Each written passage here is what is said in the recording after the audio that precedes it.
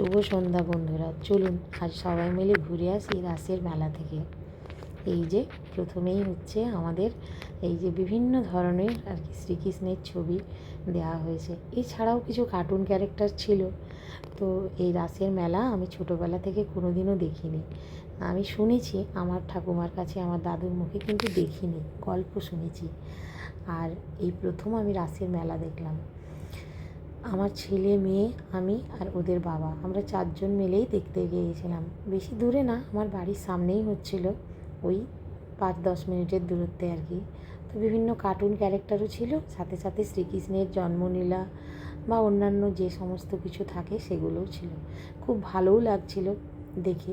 বিভিন্ন রকমের এই যে ভূত ছিল, হন্টেড আউট ছিল, কিছু কার্টুন ক্যারেক্টার ছিল, কিছু মানে বেশিরভাগটাই আমাদের শ্রীকৃষ্ণকে নিয়ে ওগুলো ছিল। আর এগুলো দেখতে দেখতে না আমার হয়তো মানে সবগুলো অতটা হচ্ছে না, দেখেই যাচ্ছি, মেয়েকে দেখাচ্ছি, ভিডিও বানাচ্ছি। আর আমার মেয়ে এক মাথা থেকে সবাইকে প্রণাম করে গেছে। হ্যাঁ, নমো নমো নমো নমো সব করে গেছে। আর কী যে আনন্দ ওর! আমি প্রথমে ভেবেছিলাম এই যে ভূতটাকে দেখে, এই জিনকে দেখে হয়তো ভয় পাবে। ওমা, কোনো ভয় তো নেই, উল্টে ওকে আবার দাঁত মুখ খিচিয়ে ভয় খাওয়াচ্ছে, আবার বলছে এই যা এই যা। আর এই যে দেখুন রাম লক্ষ্মণ কী সুন্দর জটায়ুর গায়ে হাত দিচ্ছে।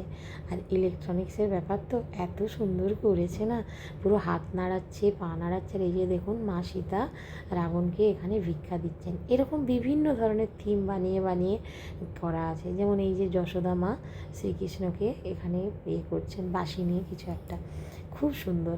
এখানে হিরণ্যকশিপুর বধ দেখানো হয়েছে, 2টো হিরণ্যকশিপু করা হয়েছে, এটা একটা আর একটা আছে। দেখে এত সুন্দর করেছে না, কী যে বলবো, চোখ জুড়িয়ে যাচ্ছে একদম। আর এই যে কী মনোমুগ্ধকর মানে জগন্নাথ। আর আমি জানি না, আমার খুব ভালো লাগছিল, কারণ আমি ছোটোবেলা থেকে কোনো দিনও দেখিনি। তো আমার এত ভালো লাগছিল, আমার ছেলেমেয়ের সাথে সাথে আমিও খুব এনজয় করেছি বিষয়গুলো। তারপরে এখানটা থেকে ঢুকতে গিয়েই মুখে একটা দোকান আছে, কাঠি গজা, জিভে গজা, মালপোয়া, জিলিপি, ঝুরি ভাজা, কী নেই, পপকর্ন, সমস্ত কিছু। তারপর আমরা এখান থেকে কিছু জিনিস কিনে নিয়েছিলাম, কারণ মেলায় যাব, জিলিপি পাঁপড় খাবো না তা তো হয় না। তারপরে এই যে ছোট্ট ছোট্ট দোকান বসেছে চারপাশে, খেলনার দোকান, বইয়ের দোকান, বাচ্চাদের খেলনাই বেশি ছিল। আর পাপড়ি চাট, আইসক্রিম, ফুচকা এগুলো ছিল। তো এইখানে ছবি দেখছিলাম। এইসব ছবি দেখার পর আমরা একটু দোকানে দোকানেও ঘুরছিলাম, কারণ আগের দিনকে মেলায় গিয়ে আমার এক বন্ধু আমার মেয়েকে একটি খেলনা গিফট করেছিল, আমার মেয়ে সঙ্গে সঙ্গে ভেঙে দিয়েছিল।